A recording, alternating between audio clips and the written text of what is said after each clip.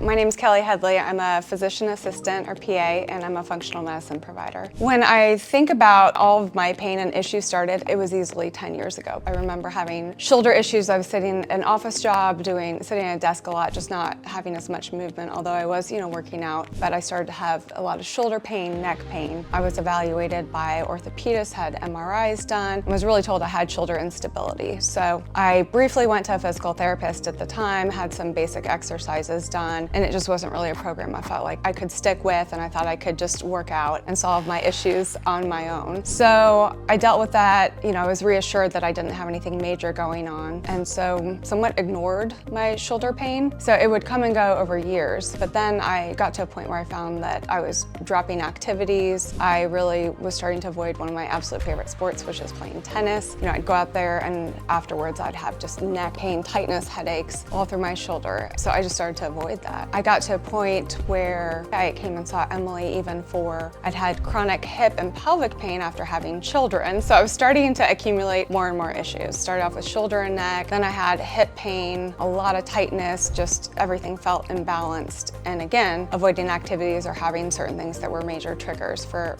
pain for me. And then finally, what absolutely got me in the door was I did the 5K run, the Heroes Run last September, the 9/11 run. And after that, I ended up having the absolute worst back pain for 2 weeks. It went up and down my entire back, legs, up into my neck. Everything just fired off. All my muscles were in spasms. And I thought, oh my goodness, I'm in my 40s and I'm now giving up tennis. Like, I can't run without having severe pain, and something's not right here. It was basically that turning point where I'm like, either I'm just going to kind of decline over time and avoid more and more things, or I'm going to get back on track and invest in myself. One of the reasons I chose Mage Move initially was I needed something more comprehensive and to feel really invested and involved and personalized. Emily was fantastic. One of my absolute favorite things about Emily is that I never ever felt bad about anything. It was like there were times when life interrupted me frequently. Like there was always some distraction for me. We'd have to modify workouts. And Emily was always incredibly patient with me. And so it was always,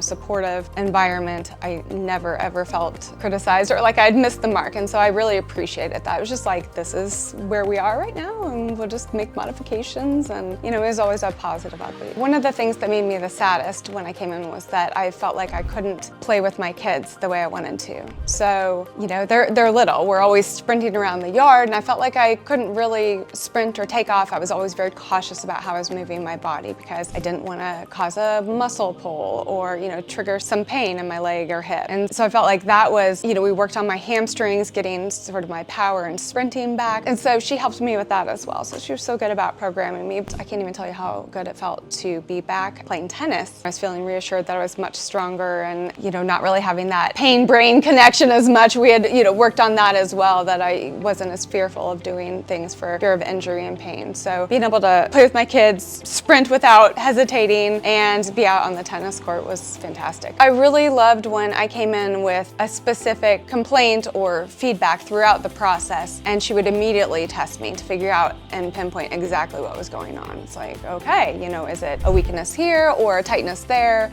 And so being able to have that immediate feedback and instruction, I thought was really, really cool. I really appreciated that expertise. I would highly encourage anyone to, if they can, it's absolutely worth investing in your health and your fitness for longevity and quality of life. That holistic approach is incredibly important and you will not find that elsewhere. So I absolutely appreciate the mindset and philosophy behind Mage Move as well. I think Mage Move is a really welcoming environment. I think that Emily specifically was so sweet, so personable, and really talented. Just always, smiling, excited about her job, excited about helping others. So I think that clearly came through, that she wanted to do anything she could to get me back on track, and she's such a little cheerleader as well. It's reminded me that I've met goals, even when I felt like I wasn't fully there. It's like, no, you are meeting these goals and you are progressing. So I think getting that specific feedback every time is also very encouraging. I feel more confident in my ability to do things. I feel stronger. I'm not hesitating to partake in activities. Not having to hesitate and being able to participate in really anything I want to now is a huge change. But again, getting out on the tennis court and feeling good about it after avoiding it realistically for probably 10, 20 years